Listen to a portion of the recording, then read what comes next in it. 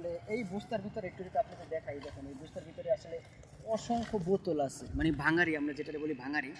এবং এইটার ওয়েট দর্শক প্রচুর ওয়েট, মানে আমি জাগাইতে পারি না এক কথায়। তো এই কান্দে করে এই মা আসলে ওখান থেকে হেঁটে হেঁটে আসছিল, এখানে পুরা জায়গায় ঘুরে এই বোতলগুলো সংগ্রহ করে। মার বয়স হবে, আমার মার থেকে তার বয়স অনেক বেশি, কারণ বয়স খারাপ। বয়স কত? 70। দর্শক চিন্তা করতে পারেন 70 ঊর্ধ্বে বয়স একজন মা, এই সেই মা আসলে ভাঙারি টুকি আসলে জীবিকা সংগ্রহ করে। পৃথিবীতে আসলে কি বলবো, আসলে জানবো এই মা কেনই বা ভাঙারি টুকি আসলে জীবিকা সংগ্রহ করে, তার ছেলে মেয়ে আছে কিনা। তো সবাই আমার সঙ্গে থাকুন। খালা, এই যে আপনার বয়স 70+, এখন আপনি কেন ভাঙারি টোকা? বাঙালি টোকা আমার খাওয়ানোর মতো লোক নাই, একটা ছেলে এই অসুস্থ, সেজন্য একটাই ছেলে অসুস্থ? একটাই। আচ্ছা, আপনার ছেলে কি হয়েছে? এই ছিনতাইকারে পেটের মধ্যে পড়তেছে। কত বছর আগে?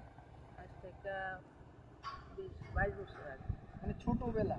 তখন না, তখন অত ছোট না, তখন মনে করেন যে সে কারেন্টের কাজ শিখছিল, কারেন্টের তার কিনতে গেছিল, মালিক টাকা দিয়েছিল, এই টাকা নিয়ে ঘরে আসছিল, ঘরে ডাক্কে নিয়ে টাকাও নিছে আর পেটের ভিতরে দুটো পড়ে দিছে। তখন থেকে আপনার ছেলে অকাজ হয়ে যায়, কোনো কাজ কাম করতে পারে না।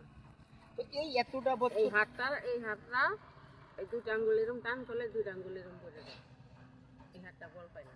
এই রগগুলি আছে না, এটি প্লাস্টিক দিয়ে। তো এতটা বছর আপনি সংসার চালান, এই যে আপনার ছেলে অসুস্থ করে? হ্যাঁ হ্যাঁ। আপনার স্বামী আছে? আছে। সে কি করে? তার বয়স 80-85 হয়ে গেছে, কাজ করতে পারে না? না, বাড়ি কোনো কাজ করতে পারে না। দর্শক চিন্তা করতে পারেন, একটি ছেলে অকেজো হয়ে গেছে, কাজ করতে পারে না, স্বামী বয়স 85। চিন্তা করতে পারেন বাংলাদেশে গড় আয়ু 50-60, সেক্ষেত্রে 85 বছর বয়স, কোনো কাজ করা আসলে যোগ্যও না, ঘরে থাকে। এই খালা নিজে পরিশ্রম করে ভাঙারে টুকি আসলে সেই টাকা দিয়ে সে সংসার চালায়। তো খালা আসলে এই যে কষ্ট করতেছেন, মানে কি বলবো, মানে এর কষ্ট কতদিন আর করবেন?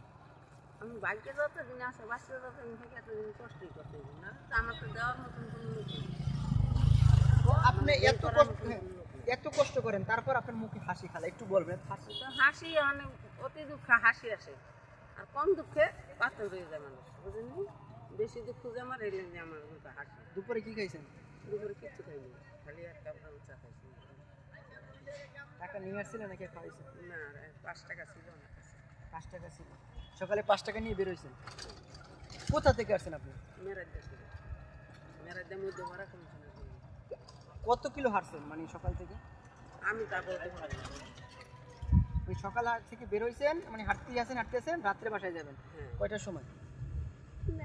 সন্ধ্যা 7টা বাজে, 6টা বাজে। আচ্ছা, এই যে দর্শক একটু আমি যদি দেখাই, আপনারা দেখেন এইটার ভিতরে, মানে এই যে টুকাইছেন কয় টাকার মাল হবে?